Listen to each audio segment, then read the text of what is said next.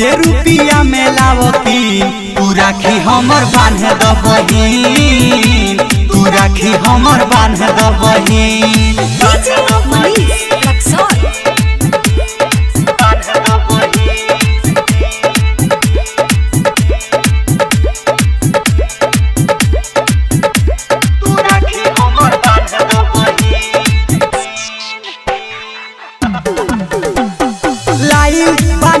हम गिफ्ट चूड़ी माला चिप देवेला तोहरा के हम सुन ए मोर बहिनी की साच कहनी कि अखिया के करनाम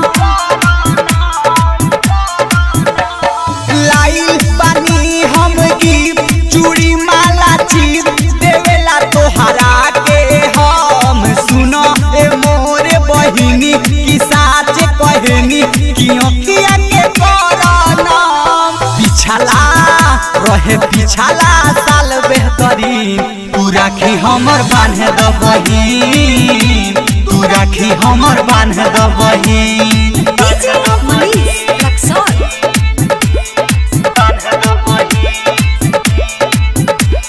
ललचा रिकॉर्डिंग स्टूडियो गोपालगंज।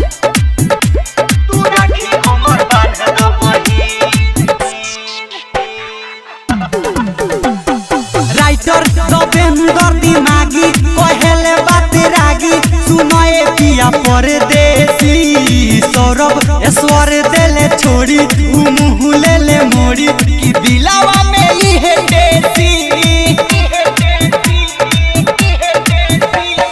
राइटर दबेंदर दिमागी कहेले बात रागी सुनए पिया परदेसी सौरभ ऐश्वर देले छोड़ी कि मुँह ले मोड़ी कि दिलावा में इहे देसी।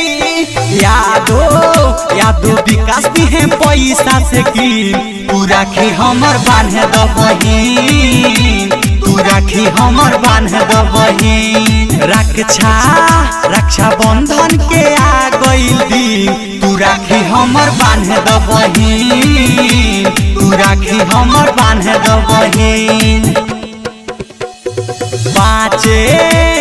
पाँचे रुपया में लावती तू राखी हमर बांध द बहिन, तू राखी हमर बांध द बहिन।